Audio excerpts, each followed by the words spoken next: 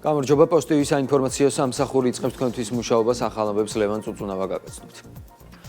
საქართველოს პრემიერ-მინისტრის ხელმძღვანელობით ქართული დელეგაციის სამუშაო ვიზიტი სინგაპურის რესპუბლიკაში გრძელდება. ირაკლი კობახიძე დღეს სინგაპურის პარლამენტის თავმჯდომარეს შეხვდება. მანამდე კი ჩვენი ქვეყნის ეკონომიკისა და მდგრადი განვითარების მინისტრი სინგაპურის ვაჭრობისა და ინდუსტრიის სახელმწიფო მინისტრს შეხვდა. სინგაპურში ჩემი კოლეგა ნუცა კოროშინაძე იმყოფება. ნუცა, რა საკითხები განიხილეს მხარეებმა? დიახ, ლევან, სინგაპურში ვიზიტის ფარგლებში საკმაოდ დატვირთული დღის წესრიგი აქვს საქართველოს დელეგაციას, რომელსაც მთავრობის მეთაური ხელმძღვანელობს, მათ შორის ერთ-ერთი ბოლო შეხვედრა ეკონომიკის მინისტრმა მარიამ ქრივიშვილმა ვაჭრობისა და ინდუსტრიის სახელმწიფო მინისტრთან გამართა. მათ შეხვედრაზე ქვეყნებს შორის არსებული ურთიერთობები და ამ ურთიერთობების კიდევ უფრო მეტად გაღრმავების პერსპექტივებზე ისაუბრეს. გარდა ამისა, მათ დასახეს სამომავლო გეგმები, ლოჯისტიკის, ტურიზმის მიმართულებით, აღინიშნეს პოზიტიური ტენდენციები, რომლებიც ორ ქვეყანას ვაჭრობის მიმართულებით გააჩნიათ. მაგალითისთვის გეტყვით, რომ წინა წლის ანალოგიურ პერიოდთან შედარებით ორმხრივი ვაჭრობის ბრუნვა 25%-ით, ხოლო ადგილობრივი ექსპორტი 9%-ით არის გაზრდილი.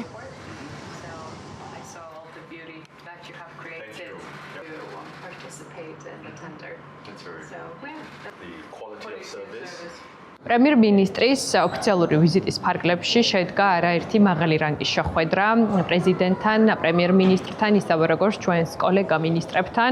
ჰქონდა შესაძლებლობა განსაკუთრებით ტრანსპორტის, ინოვაციებისა და ჯანდაცვის მინისტრთან გვესაუბრა იმ შესაძლებლობებზე, რომელიც დაახლოებს ჩვენ ორ ქვეყანას ერთმანეთთან. განსაკუთრებული აქცენტი გაკეთდა ვაჭრობაზე, ვაჭრობის მინისტრთან, როგორ უნდა მოხდეს ქვეყნებს შორის სავაჭრო ეკონომიკური ურთიერთობების გაღრმავება. ცხადი აქცენტი გაკეთდა ქართულ ღვინოზე, თუ რამხელა პოტენციალია ქართულ ღვინის ექსპორტ სინგაპურში.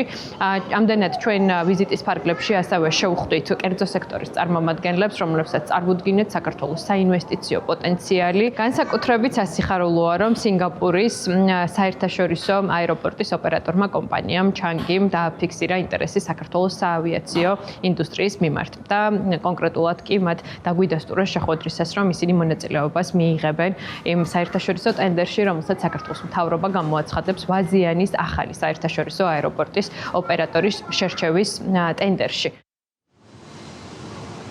საქართველოს მთავრობის მეთაურმა სინგაპურში ვიზიტის ფარგლებში არაერთი მაღალი რანგის შეხვედრა გამართა. შეხვედრები გაიმართა როგორც პოლიტიკური თვალსაზრისით, ასევე ეკონომიკური მიმართულებით, მათ შორის მთავრობის მეთაური შეხვდა სინგაპურელ კოლეგას, სინგაპურის პრეზიდენტს. გარდა ამისა, შეხვედრა გაიმართა უმსხვილესი ფინტეკ კომპანიების წარმომადგენლებთან, სადაც საქართველოს დელეგაციამ, რომელსაც მთავრობის მეთაური ხელმძღვანელობს, საქართველოში არსებული ბიზნეს კლიმატი და ბიზნეს გარემო გააცნეს. აღსანიშნავია ისიც, რომ უკვე დღეს საქართველოს მთავრობის მეთაური შეხვედრას გამართავს სინგაპურის პარლამენტის თავმჯდომარესთან.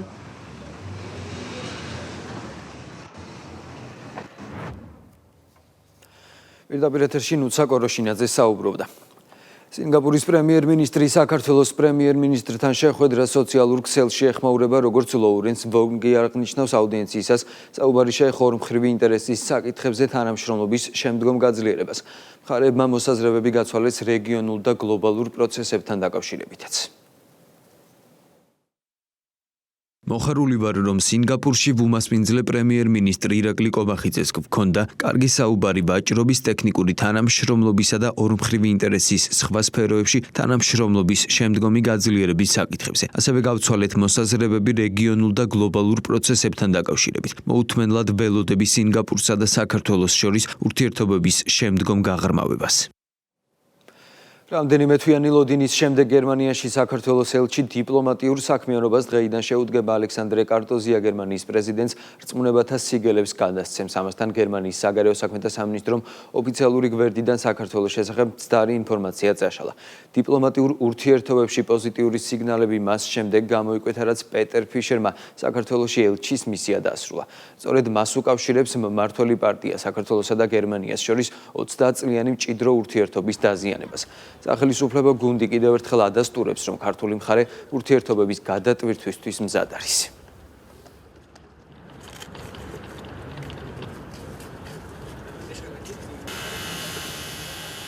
თქვენი საზოგადოებას ნამდვილად არ უყურებთ რაღაც გაფაციცებული, გადიდებული თვალებით, ეხლა აი როდის რა გადაიტვირთება და აი როდის რა იქნება სხვადასხვა ჩვენი პარტნიორების მხრიდან. ერთი, მივესალმებით თითოეულ პოზიტიურ ნაბიჯს. მზად ვართ, მეგობრებო.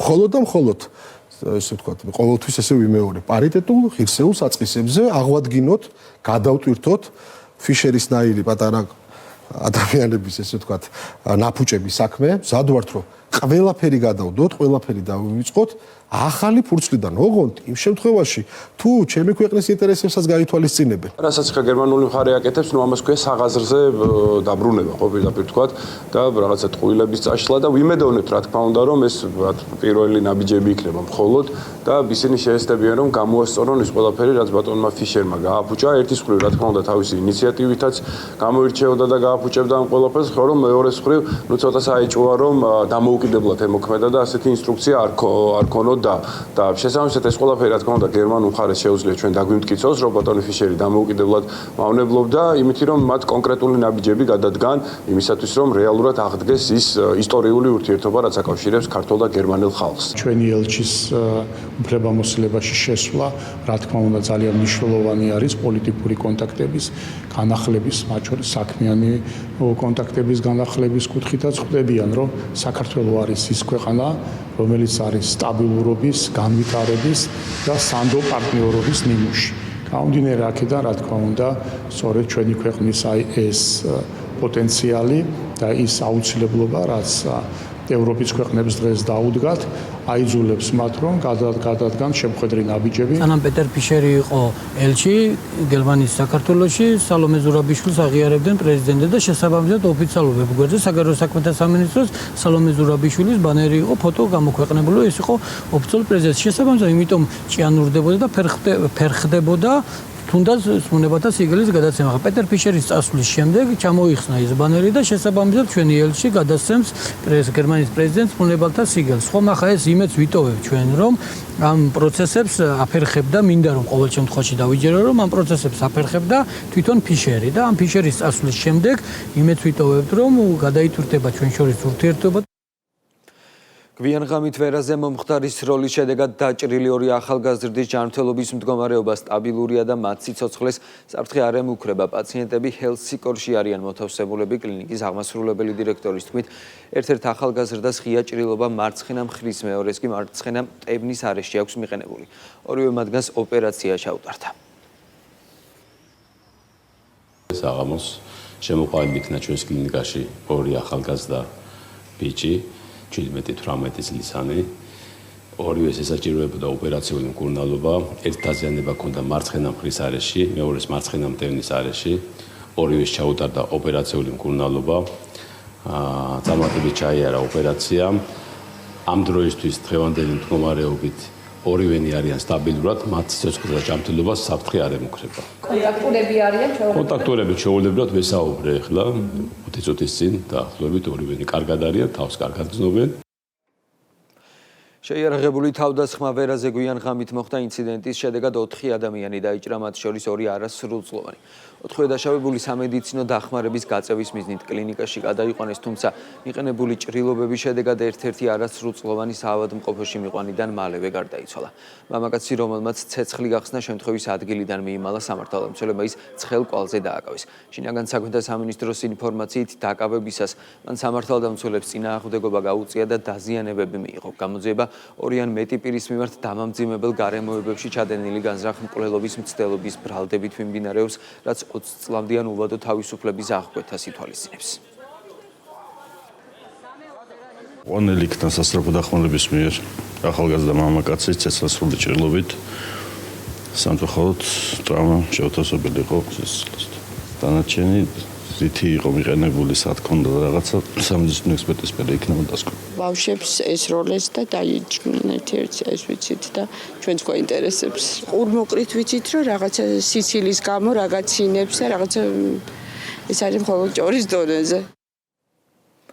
აქტივისტი ონისე ოქრიაშვილი გვიან ღამით მომხდარ ინციდენტთან დაკავშირებით პოლიციაში გამოიკითხა, როგორც თავად განაცხადა, რამდენიმე პირი მას საკუთარ საცხოვრებელ სახლთან დახვდა და ფიზიკურად გაუსწორდა, რის შემდეგაც კლინიკაში გადაიყვანეს. ოქრიაშვილმა სამედიცინო დაწესებულება მალევე დატოვა. შინაგან საქმეთა სამინისტროს ინფორმაციით მასზე თავდამსხმელი ვაკე საბურთალოს პოლიციის სამმართველოში თავად გამოცხადდა და მომხდარ დანაშაულებრივ ფაქტთან დაკავშირებით გამოიკითხა. პარალელურად გრძელდება სხვა საგამოძიებო მოქმედებები. ფაქტზე გამოძიება სიცხლის სამართლის კოდექსის 126-ე მუხლით მიმდინარეობს. შეგახსენებთ, ონისე ოქრიაშვილის მიერ ნოდარ დუმბაძის მიმართ გაჟღერებულ შეურაცხყოფას საზოგადოების მწვავე რეაქცია მოჰყვა. ეს ჩეკი მე ზუსტად ეგ თქვა ანასტასია, თუ შეიძლება ხდება თქვენ აპლიკაციაში და მე ეგ ძალიან მიყვარს. დედაქალაქის მთავარი გამზირის სრული რეაბილიტაცია დაიწყო. სამუშაოების გამო რუსთაველის გამზირზე სრულად, ხოლო ოსტატოს ქუჩის ნაწილზე ყველა სახის ავტოტრანსპორტის მოძრაობა აიკრძალა. სამუშაოები მიწისქვეშა კომუნიკაციების მოწესრიგებით იწყება. სრულად განახლდება წყალმომარაგებისა და წყალარინების სისტემების სანიახური და გაზმომარაგების ცენტრალური ქსელები. დამონტაჟდება მიწისქვეშა ურნები, მოიწყობა ახალი საგზაო ინფრასტრუქტურა. განსაკუთრებული ყურადღება დაეთმობა ფეხით მოსიარულეთა უსაფრთხოებას და კომფორტს, გაკეთდება მიწის ზედა და გადასასვლელები. სრულად შეიცვლება გარი განათების ქსელი, დამონტაჟდება თანამედროვე LED განათების სისტემა, რომელიც უზრუნველყოფს გამზირის უკეთეს განათებასა და ენერგოეფექტურობას. სამუშაოები ნოემბრის ბოლოს დასრულდება. პროექტის ჯამური ღირებულება 50 მილიონ ლარამდეა. მოხდება ძირეულად, ფუნდამენტალურად ყველა მიწისქვეშა და მიწისზედა კომუნიკაციების სრულად შეცვლა, მოხდება მოძრაობა ახალი სატრანსპორტო სქემის მიხედვით იქნება სამუშაოების დასრულების შემდგომ, დამატებითი ახალი გამწვანების თარგები მოეწყობა, ახალი გარეგანათების ქსელი, მიწისქვეშა თანამედროვე ურნები. რუსთაველის გამზირზე სრულად ახდება სასმელიწესა და წყალარინების მაგისტრალური და გამანაცვლებელი მისადენები.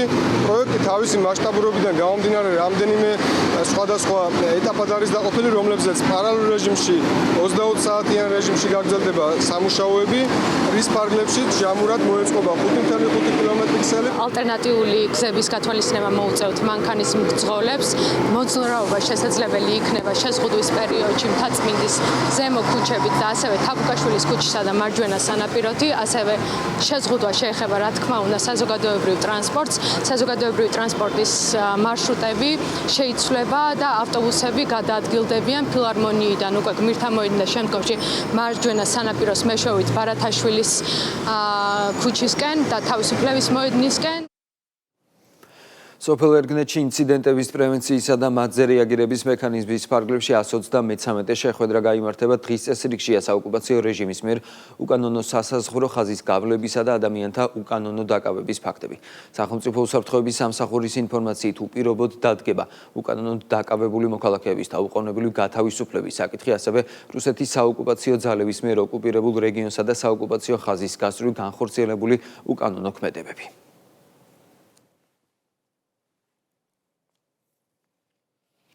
ინფრასტრუქტურის მინისტრი ბაკურიანში მიმდინარე წყალმომარაგებისა და წყალარინების განახლების პროექტებს ადგილზე გაეცნო. გაერთიანებული წყალმომარაგების კომპანია ბაკურიანში სამ მასშტაბურ პროექტს ახორციელებს. მიმდინარეობს გამწმენდი ნაგებობის გაფართოება, რეკონსტრუქცია და ახალი რეზერვუარების მშენებლობა. პროექტების დასრულების შემდეგ ბაკურიანის 15,000-ზე მეტი აბონენტი 24 საათიანი წყალმომარაგებითა და თანამედროვე სტანდარტების შესაბამისი წყალმომარაგებისა და წყალარინების სისტემით ისარგებლებს. სამუშაოები სახელმწიფო ბიუჯეტიდან 140 მილიონ ლარზე მეტით ფინანსდება. დავათვალიერეთ სამუშაოები, რომელსაც ინფრასტრუქტურის სამინისტრო ახორციელებს, ეს არის წყალმომარაგების და საკანალიზაციო სისტემის მოწყობა, იმყოფებოდით სათავე ნაგებობაზე, სადაც პრინციპში დასრულებული არის უკვე სამუშაოები. წელს იმედი გვაქვს, რომ ძირითადი სამუშაოები დასრულდება და უკვე მომავალი წლიდან ჩვენ ბაკურიანში გვექნება მოწესრიგებული წყალმომარაგება, საკანალიზაციო სისტემები და ასევე ჩვენ პარალელურ რეჟიმში ვიწყებთ საგზაო ინფრასტრუქტურის მოწესრიგებას. წლის გამწმენდ სამუშაოები თითქმის დასრულებულია, წლის ბოლომდე უკვე რეზერვუარებს ჩავრთავთ და სისტემა გამართული იქნება.